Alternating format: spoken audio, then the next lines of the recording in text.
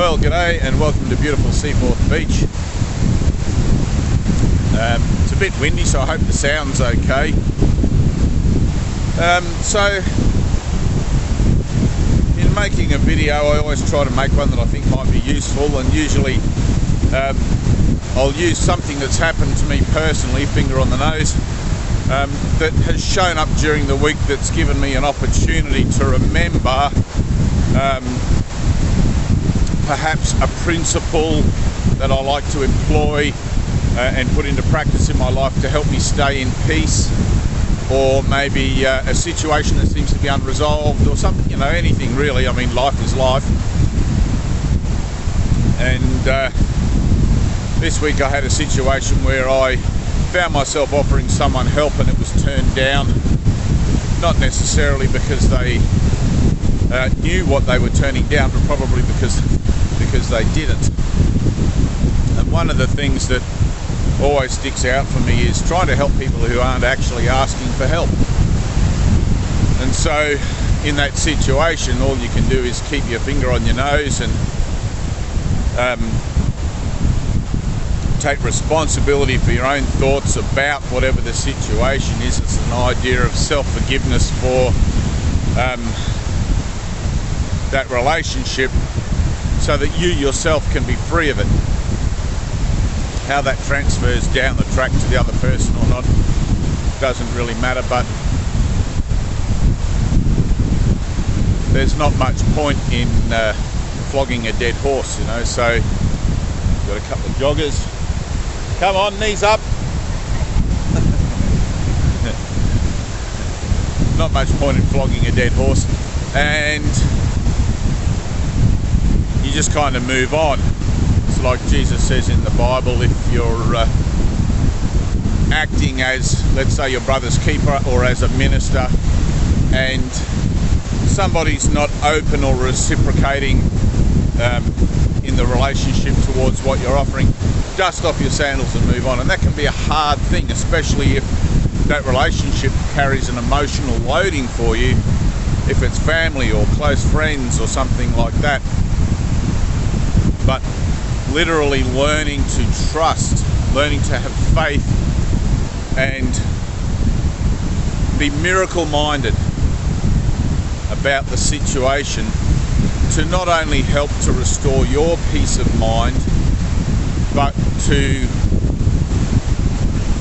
be able to walk as an example of, let's say, a carefree or a free, I don't really know how you'd put that, but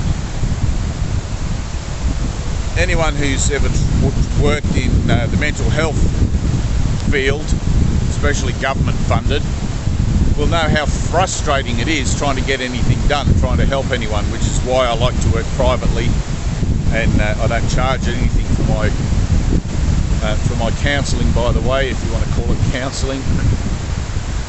There's another whole side to that where, but it's part and parcel of the healer's path that you're not going to be understood. You're not going to be necessarily even welcomed in some situations. There are those who are so attached to their suffering that offering to help them is seen as an insult to their identity. And it's a tough one. It's a tough one. You realise that the insanity of the mind that lives in a way where pain and suffering are its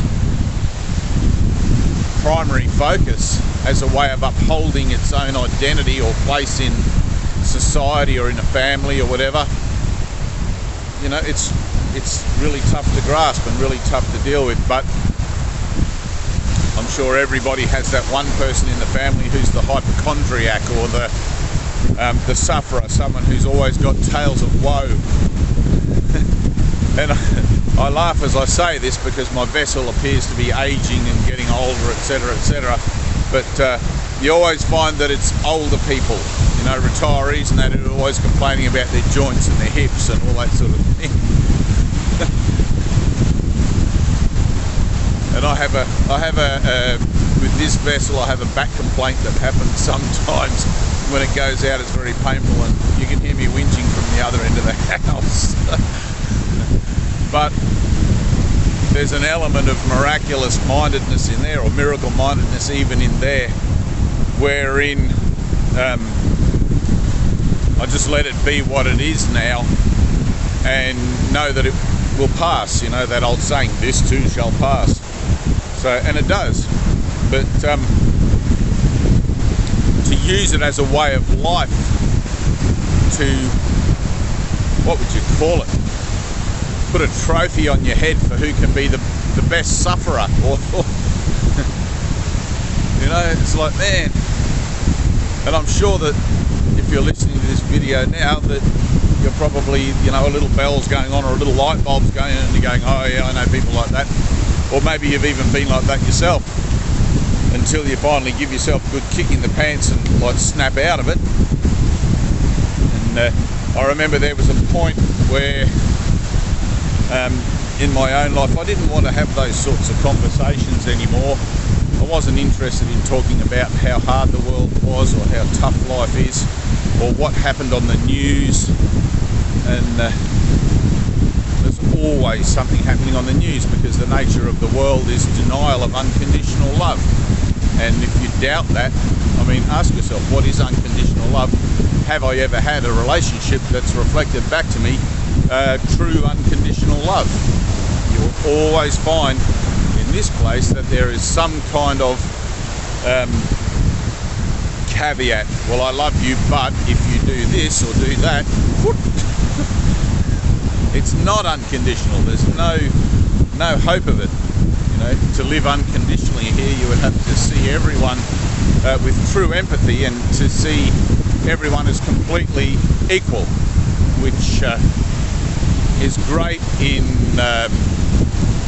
philosophy and great as a concept. But when it comes down to actually trying to have a relationship with someone else, and you have to put that into practice, look out. Which is why a true experience of love is required. A true experience of love is necessary, which is what, if you're a Course in Miracles student, and if you haven't heard of A Course in Miracles, jump online and order yourself a copy. Those workbook lessons are designed to retrain your mind to a new way to see everyone and everything in the world, so that you can see the relationships that you find yourself involved in as lessons for letting go of what is termed as special love, right? The non-unconditional kind.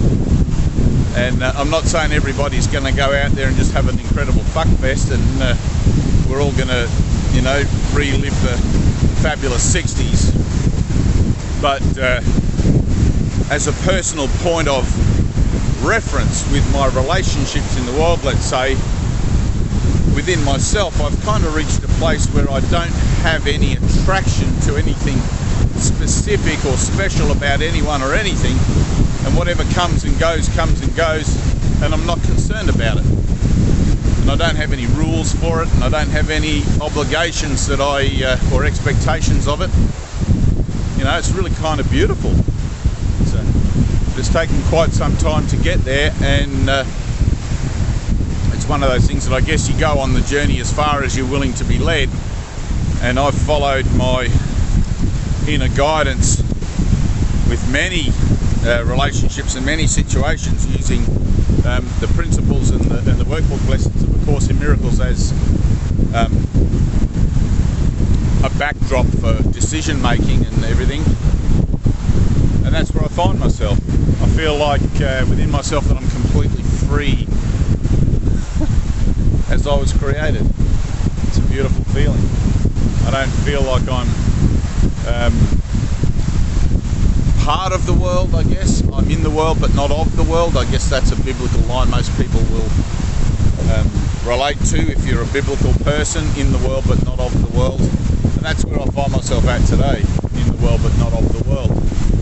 Sure, still stuff still shows up, but seems to be automatic now, you know, the healing of the denial of unconditional love, which is the only thing that can cause any strain or mental illness.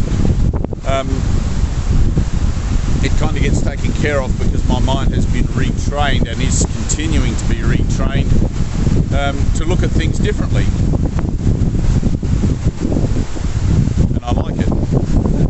It's a lot better than the crazy shit that used to go on in my head years ago when I thought that the world was my home and that I was obliged to play by the rules here. I found a new set of rules that liberate me from the need for rules altogether, in my willingness just to simply follow the instructions of the Holy Spirit, or the Spirit within myself, to help me take one step at a time, one day at a time, in a whole new way that releases me, I guess, from my emotional attachment to outcomes and agendas and things like that. It's really awesome. I hope you can hear that. But it takes a lot of work. The course has to be overlearned to be learned, and it's a self-study course, but I've had a lot of mighty helpers or mighty companions along the way who helped me to get my head around some of the concepts and some of the principles in the course. For that I am eternally grateful. But it's nothing that you yourself cannot do. So like I said before, if you haven't got a copy of the course, pick it up somewhere online, or you can go to my website. You'll find it if you scroll around the posts, or perhaps I'll remember to put the link below or above, wherever it shows up in these things. And you'll find the white edition there, which you can buy from Amazon, Part A and Part B. You need both parts. And you'll also find a free download, a free PDF download of the Sparkly edition. It doesn't matter what edition you get, that you can have on your phone or tablet. Me, I like the actual physical book. I like to have something in my hand and read it and turn a page, and I'm just old school. So, but mental health, you know, like, you have to ask for help. If you're not asking for help, or if somebody that you're involved with is not asking for help, you know, the lesson there is just to let go. I mean, every lesson that you're learning in regard to any spiritual determination that you're making as far as the healing of your mind goes is letting go. Let go and let God. Let go, let go, let go. Grievances, judgments, hopes and dreams and all those sorts of things, and just take the journey. You know, and you'll come up against your own determination. Oh, well, I want my journey to look like this. I want these things included. And I want this and I want that. But I don't want all these other things. It's like, well, you're not ready for the journey yet. When your life has hit the rails, you know, when you hit the wall so hard that suicide becomes an option, you're probably nearly ready. And I'm not saying you have to hit the walls like that, but you know, learning that unconditional love is, what would you call it? You know, seeing through the eyes of Christ, perhaps. It's something that is going to benefit you better than the way you see now, as far as being able to maintain a sense of self and inner peace through everything that happens in your life is better for you. That takes a bit of understanding. Most people are glad to get out of school and glad to be just about whatever they want to do in the world, and they're not really ready or not really willing to put that all on hold for a year or two to embark upon a whole new crusade of learning and unlearning. But when you need to do it, you'll find yourself doing it. And you know, I hope there are, whatever year you decide to do that in, I hope there are mighty companions there for you, such as I've had, you know, and I'm sure there will be. And maybe this YouTube station or my channel Awaken Now will still be around, and you can watch all my videos, which will help you. And there are plenty of other online teachers with A Course in Miracles. If you Google it on the internet, you'll find thousands, literally thousands of people. Some charging money for workshops and seminars and whatever, avoid those like the plague, and some just giving freely from their heart because of the recognition and experience they've had of what unconditional giving and unconditional love is, and they're living as the example of that. So take that all to heart and then forget everything I've told you, I guess. Be about whatever it is you need to be about, and just remember that if you need help, you have to ask. And I ask for help almost every day. I wake up in the morning, it's like, oh, I'm still here. And I've had a transcendental experience of finding myself in the eternal realm, if you want. I don't know how to describe that, but I've had that experience of enlightenment, and I've experienced other dimensions or other realities. I don't know how to talk about it. I get looked at with rolling eyeballs often. But that's happened to me, and no, I wasn't on drugs or anything else. So waking up in the morning here every day is still a big lesson. Learning to accept it, learning to let go of my wishes to be onward in my journey of the soul, and to have to still accept that I have work here to do. It's like, oh man. But it doesn't have too much emotion loaded behind it anymore. It used to be very depressing. At one point I would consider it many times throughout the day just putting a rope around my neck, stepping out in front of a freight train or something. It was that bad. So anyway, peace and love. Set your goals. It's like I want peace as my goal, inner peace, and I'm not going to compromise that. And I'm going to remember that I made that choice, that determination, that decision for inner peace throughout the day. And it's said that the price of peace is eternal vigilance. It's like you have to be vigilant for it. Your own sense of inner peace is your own barometer of where you're actually at as far as truing up to that sense of unconditional love and that vibration of unconditional love within yourself. If your mind's all over the place like a, whatever, you got work to do. But eventually your mind catches on with what you're trying to do as far as the mind training goes, and you begin to see that your conscious mind, the part of your mind that takes care of the automatic responses, it's just beginning to make those changes by itself without you having to sit down and retrain and do all this mental cognitive work, which is lovely. Alright, catch you on the flip side.